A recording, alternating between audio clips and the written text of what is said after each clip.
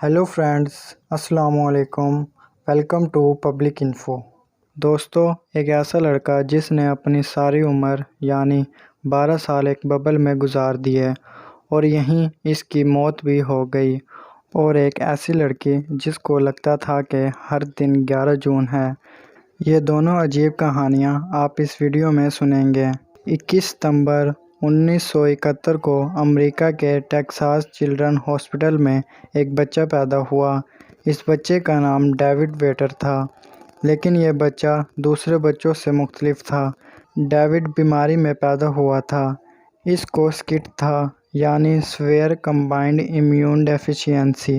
دوستو، یہ بیماری انسان کا امیون سسٹم کمزور بنا دیتی ہے۔ تھوڑے سے جراثیم یا انفیکشن انسان کی موت کا سبب بن سکتے ہیں۔ اسی لیے اس کی پیدائش کے فوراً بعد ڈیوڈ کو لوگوں سے علیحدہ کر دیا گیا۔ ڈیوڈ کے لیے ایک خاص پلاسٹک کی بنی ہوئی ببل تیار کی گئی۔ یہ ایک چیمبر سا تھا جہاں اس بچے کو رکھ دیا گیا۔ اس چیمبر میں ہوا کو بھی فلٹر کر کے پہنچایا جاتا تھا۔ کھانا، پانی، کپڑے، کھلونے، ان سب چیزوں کو اچھی طرح جراثیم سے پاک کر کے اس کے چیمبر میں لے جایا جاتا تھا۔ ڈیوڈ نے جو بھی چیز چھونی ہوتی تھی، اس چیز کو 4 گھنٹے تک ایتھیلین آکسائڈ نامی گیس میں رکھ کر وہ چیز ڈیوڈ کو دے دی جاتی تھی۔ اس چیمبر میں ہاتھ ڈالنے سے پہلے پلاسٹک کے گلوز پہننے ہوتے تھے جو اسی چیمبر میں رکھے ہوتے تھے تاکہ ڈیوڈ تک کم سے کم جراثیم پہنچ سکیں۔ دوستو، وقت گزرتا گیا اور یہی پلاسٹک کی ببل ڈیوڈ کا گھر بن چکا تھا۔ اس کیس نے دنیا کو حیران کر دیا تھا۔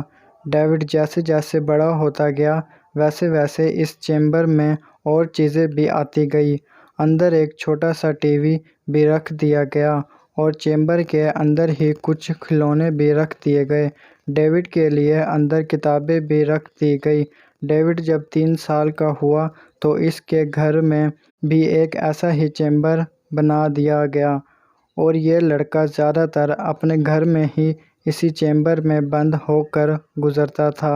1977 میں ڈیوڈ کے لیے ایک اسپیشل سوٹ بنایا گیا جس کو پہن کر ڈیوڈ جراثیم سے محفوظ رہ سکتا تھا اور اس چیمبر سے باہر نکل سکتا تھا، لیکن اس سوٹ کو ہر وقت پہن کے رکھنا بہت مشکل تھا اور ڈیوڈ نے اس سوٹ کو صرف 7 دفعہ استعمال کیا۔ دوستو، ڈیوڈ کے اس عجیب کیس پر اس دور میں امریکن حکومت کے $13 لاکھ لگ گئے تھے۔ ڈیوڈ جب 12 سال کا ہوا تو ڈاکٹرز نے ڈیوڈ کا بون میرو ٹرانسپلانٹ کرنے کا فیصلہ کیا۔ ڈیوڈ کو اس چیمبر سے باہر نکالنے کا یہی ایک طریقہ تھا۔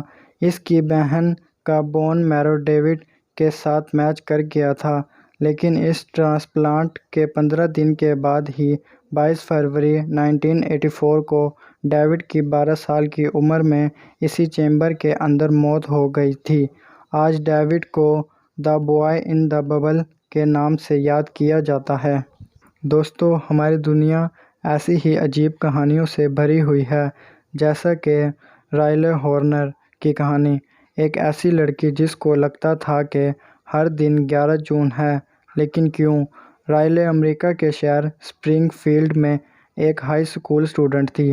11 جون 2019 کو رائلے ایک کنسرٹ میں گئی ہوئی تھی۔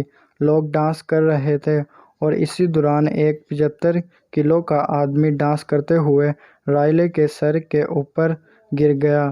رائلے بے ہوش ہو گئی۔ اس کو فوراً ہاسپٹل لے جایا گیا۔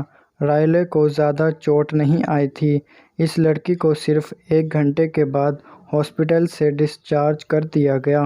لیکن رائلے کے ساتھ کچھ بہت برا ہوا تھا۔ دوستو، یہ چھوٹا سا ایکسیڈنٹ رائلے کی زندگی تبدیل کرنے والا تھا۔